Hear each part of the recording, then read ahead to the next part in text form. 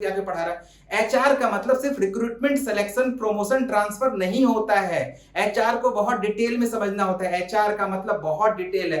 आपको पूरे organisation behaviour के कम से कम 70 थ्योरी पढ़ने होते हैं। पूरा ट्रेड यूनियन का हिस्ट्री कवर करना होता है। 15 एक्ट पढ़ने होते हैं। लेबर लॉस होते हैं। इसके अलावा लेबर मार्केट होता है, वेलफेयर प्रैक्टिस, तो बहुत कुछ करना होता है। तो प्लीज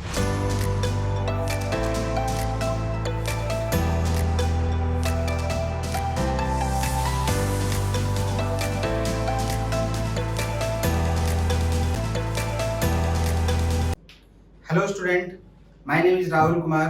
और जैसा कि आपने पहले मेरे बहुत सारे वीडियोस देखे होंगे, आपको पता है कि मैं यूजीसी नेट कोड 55 का एक फैकल्टी हूं जो एचआर में पढ़ाता हूं। आज का मेरा टॉपिक बहुत ही ज़्यादा इम्पोर्टेंट है, क्रूशियल है। आप इस चीज़ देखिए, मैंने यहाँ पे कुछ लिखा भी हुआ है, आपको दिख रहा होगा, स्कैम, कोड 55 और दिल्ली।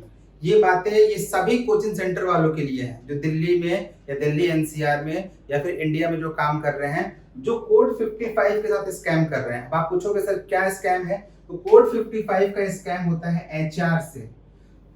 दिल्ली वालों, जितने दिल्ली के कोचिंग सेंटर वाले हैं, आप ध्यान से इस बात को सुनिए। पहली बात कि आप बच्चों के साथ ऐसे झूठ मत बोला कीजिए।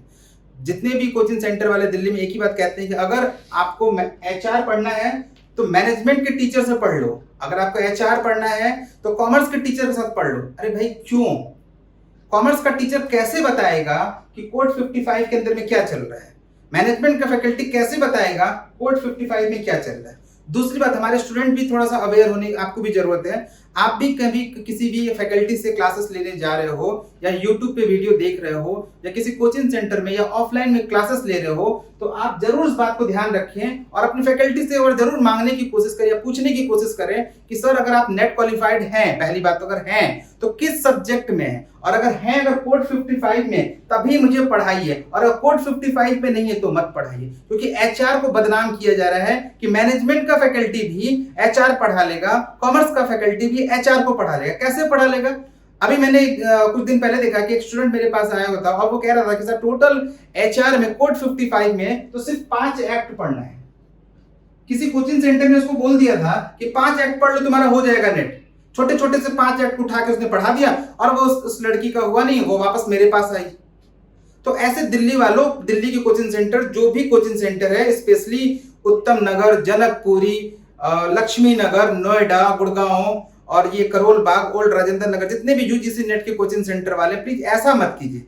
अगर आपके पास क्वालिफाइड, नेट क्वालिफाइड फैकल्टी है तभी आप उसको स्टूडेंट को दीजिए डेमो के क्लासेस के लिए या फिर पढ़ाने की कोशिश कीजिए। क्यों किसी के साथ डिस्क्रिमिनेशन करना, भेदभाव करना है इस केस में? आप कैसे समझ सकते हो कि कोड 55 वाले को एचआर कोड 17 वाला पढ़ा लेगा, कोड 7 वाला पढ़ा लेगा? क्यों पढ़ा लेगा? और तो फिर इसका मतलब ये भी हो गया कि ये एचआर वाला कॉमर्स को पढ़ा लेगा। मान सकता हूं कि एक दो टॉपिक सिमिलर हो सकते हैं, लेकिन क्या पूरे के पूरे 10 यूनिट सिमिलर हो सकते हैं क्या? कॉमर्स वाला कभी पढ़ेगा कि लेबर मार्केट क्या होता है? कॉमर्स वाले को इस बात की जरूरत ही नहीं कि लेबर मार्केट क्या होता है। क्या मैनेजमेंट के किसी भी सिलेबस, किसी भी यूनिट 10 में 1 से लेकर यूनिट 10 के बीच में क्या एक बार फैक्ट्री एक्ट पढ़ने को मिलता है क्या उनको? जब नहीं मिलता है तो फिर उसकी फैकल्टी इसको पढ़ा कैसे सकती है?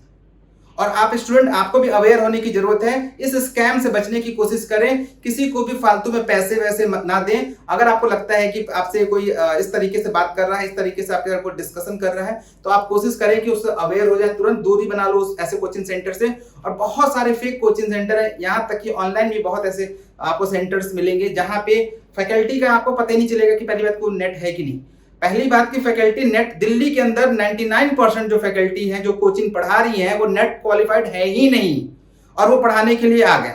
और जो जेन्युइन पढ़ा रहे हैं उनकी जगह पे वही लोग डिस्टर्ब कर रहे हैं। अब मेरा एक सवाल आपसे भी, फीस को लेकर बहुत सारे क्वेश्चन मेरे से पूछा जा रहा है कि सर फीस के बारे में एक बात बताओ। एक नॉर्मल सीबीएसई बोर्ड का पढ़ने वाला बच्चा जो 5th क्लास में पढ़ता है, उसका भी फीस है 5000 रुपए। कैसे कोई आपको 5000 रुपए में प्रोफेसर बना रहा है? मुझे बताओ कि 5000 रुपए में प्रोफेसर बनाने वाली कौन सी मशीन है? मैं भी बन जाता प्रोफेसर बन के। अगर 5000 में प्रोफेसर बनाना है तो फिर कोई भी बन जाएगा प्रोफेसर। नाम के साथ असिस्टेंट प्रोफेसर वर्ड ऐड हो रहा है। थर्ड इंपॉर्टेंट बात, स्कैम ये भी चल रहा है कि कुछ लोग ऐसे हैं दिल्ली के अंदर में जो कि नॉर्मल मास्टर्स कर रखे हैं, नॉर्मल जैसे एमबीए कर लिया, एमकॉम कर लिया, एमए कर लिया, और खुद को बोलते हैं कि I am NET qualified, I am faculty of this organisation, और पढ़ाना शुरू कर दिया। क्यों बच्चों के साथ खिलवाड़ कर रहे हो? पहले खुद तो पढ़ लो, फिर स्टूडेंट को पढ़ाने जाना। प्लीज खिलवाड़ ना करें। जितने कोचिंग सेंटर वाले हैं, आप पहले खुद नेट जेआरएफ क्लियर करें, खुद आप एक काबिल फैकल्टी बने। सबसे बड़ी बात, लोगों को ये लगता है कि जो नेट क्वालिफाइड होता है उसकी कोई वैल्यू नहीं होती। आप चलो मान लिया आपने पीएचडी भी कर लिया, आपके पास पीएचडी की डिग्री है, लेकिन आपको किसने कहा है कि आप प्रोफेसर बन गए? पीएचडी में कहीं लिखा होता है कि आप प्रोफेसर बन गए? आपको किसी ने, सरकार ने लिख के दिया है, रिटर्न लिख के दिया है क्या? लेकिन जब कोई बच्चा नेट क्वालिफाई कर लेता है तो उसको एक सर्टिफिकेट मिलता है जिसपे मिनिस्ट्री ऑफ एजुकेशन की तरफ से एक लेटर आता है कि आज से आप असिस्टेंट प्रोफेसर बन गए, आप किसी भी कॉलेज में पढ़ा सकते हैं। तो क्यों लोग इस तरह से हरकतें करते हैं? क्यों कोचिंग सेंटर वाले कोई भी मास्टर्स करके, कोई ग्रेजुएशन करके पढ़ाना शुरू कर लेता है और स्टूडेंट भी पढ़ना शुरू कर देते हैं? आप देखिए, बहुत बड़ा स्कैम हो रहा है दिल्ली में, दिल्ली एनसीआर में, पूरे इंडिया में स्कैम हो रहा है कि नन नेट क्वालिफाइड पढ़ाने आ जा रहे हैं, नन कोड 55 एचआर वाले पढ़ाने आ जा रहे हैं, मैनेजमेंट का आपको पढ़ा रहा है, कॉमर्स का आपको पढ़ा रहा है, किसी भी दूसरे सब्जेक्ट से स्पेशलाइज करके आके पढ़ा रहा है। एचआर का मतलब सिर्फ रिक्रूटमेंट, सिलेक्शन, प्रमोशन, ट्रांसफर नहीं होता है।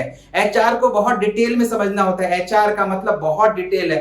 आपको पूरी ऑर्गेनाइजेशन बिहेवियर के कम से कम 70 थ्योरी पढ़ने होते हैं, पूरा ट्रेड यूनियन का हिस्ट्री कवर करना होता है, 15 एक्ट पढ़ने होते हैं, लेबर लॉस होते हैं, इसके अलावा लेबर मार्केट होता है, वेलफेयर प्रैक्टिस, तो बहुत कुछ करना होता है। तो प्लीज बच के रहो मेरे प्यारे स्टूडेंट, मेरे प्यारे दोस्तों, भाइयों, जो बहनों जो तैयारी कर रहे हैं इस सब्जेक्ट से रिलेटेड, प्लीज किसी के पास ना जाएं और कोचिंग सेंटर से थोड़ा सा बच के रहें जो कि फेक है।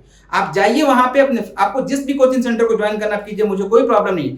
आप लेकिन वहां की फैकल्टी से कहिए मुझे अपना सर्टिफिकेट दिखाओ, एटलीस्ट एक बार तो दिखाओ। मैं तो चलो 3 बार हूं, 4 बार भी हो जाऊंगा, 5 बार भी हो जाऊंगा, मुझे कोई प्रॉब्लम नहीं है। आप आके आइए और सेंटर पे आके मेरा सर्टिफिकेट देखिए और बाकी कोचिंग पे जाके देखिए, फिर आपको समझ में आएगा कि मैं क्यों बोल रहा हूं। फिर एक बार अगर आपने पैसे दे दिया किसी कोचिंग को और अगर उसने आपके साथ गलत कर दिया, आपको नहीं पढ़ाया, आपके साथ प्योर इनजस्टिस हो गया वहां पे, फिर आप क्या करोगे? फिर मेरे पास आओगे और फिर मेरे पास आके कहोगे सर मैंने उस कोचिंग को दिया पैसा, उस कोचिंग को दिया, और फिर मुझे यही प्रॉब्लम मैं सॉल्व करते रह जाता हूं मैं पूरे 6 महीने तक।